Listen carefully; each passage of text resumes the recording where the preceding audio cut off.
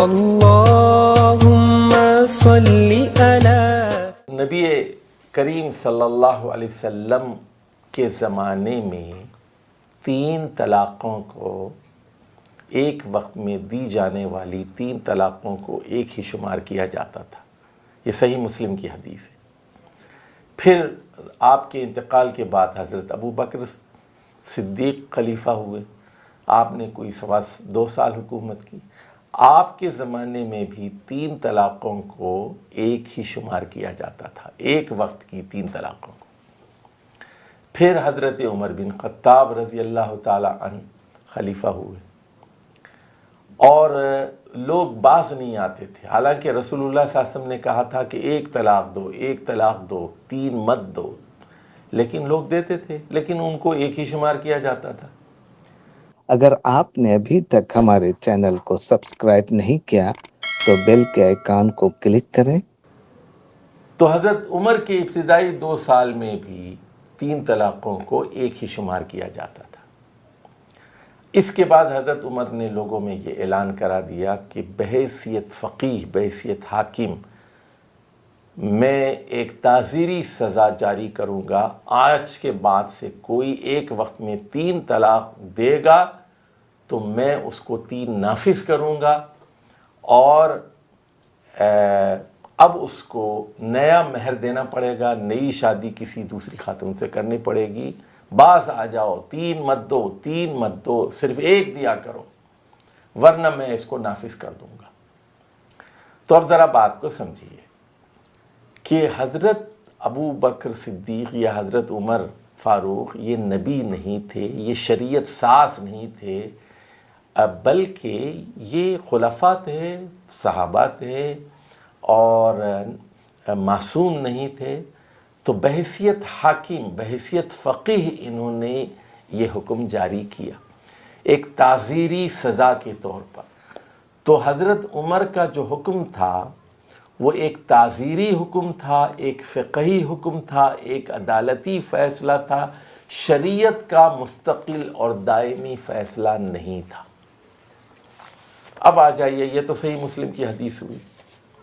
اب آ جائیے ایک اور روایت جو ہمیں ابو داؤد میں ملتی ہے، جسے ہم حدیث ابو رکانہ کہتے ہیں۔ تو حضرت ابو رکانہ ایک مہاجر صحابی تھے مکے کے، تو انہوں نے اپنی بیوی ام رکانہ رضی اللہ تعالی عنہا کو 3 طلاقیں دی۔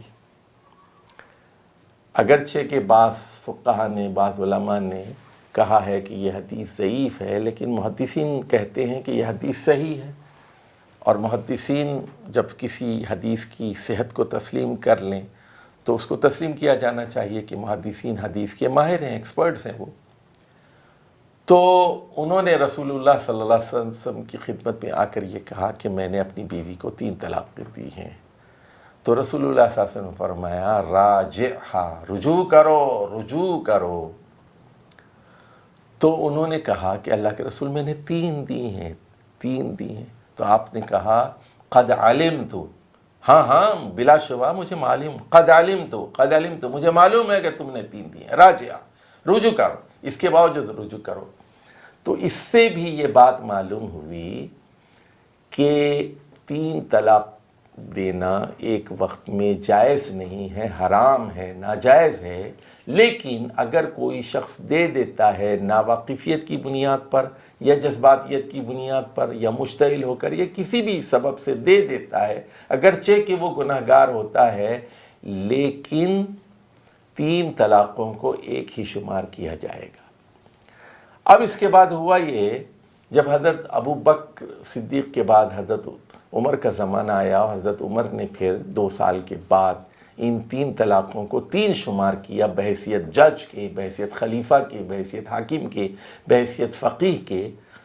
تو جمہور فقہا نے کہا کہ ہم 3 طلاقوں کو 3 ہی شمار کریں گے، حضرت عمر کے فیصلے ہی کو ہم اپنا فیصلہ قرار دیں گے۔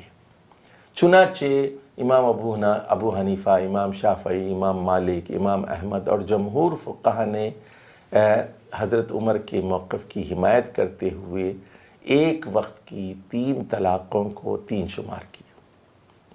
اب آ جائیے 500 صدی ہجری میں ابن حزم کا زمانہ آتا ہے۔ ابن حزم کہتے ہیں کہ ایک وقت میں 3 طلاق دینا بدعت ہے، حرام ہے، یہ طلاق سرے سے منعقد ہی نہیں ہوتی، ایک طلاق بھی نہیں ہوتی۔ اب لیکن ابن حزم کا موقف صحیح نہیں ہے۔ اس کے بعد پھر 7ویں صدی اور 8ویں صدی کا دور آیا، امام ابن تیمیہ آئے اور انہوں نے یہ کہا کہ 3 طلاقوں کو ایک ہی شمار کیا جائے گا، شریعت کا فیصلہ یہی ہے، رسول اللہ صلی اللہ علیہ وسلم کے زمانے میں یہی ہوتا تھا، حضرت ابوبکر کے زمانے میں یہی ہوتا تھا، اور حضرت عمر کے ابتدائی 2 سال میں بھی یہی ہوتا تھا، تو اصل اس کی یہی ہے تو یہ غلط کام۔ ایک آدمی کو ایک وقت میں ایک ہی طلاق دینا چاہیے، 2 نہیں دینا چاہیے، 3 نہیں دینا چاہیے، یا 3 سے زائد نہیں دینا چاہیے۔ وہ گناہ گار تو ہوگا، اس کو سزا بھی ملنی چاہیے اس کو، لیکن ایک ہی طلاق واقع ہوگی، یہ ابن تیمیہ کا موقف تھا۔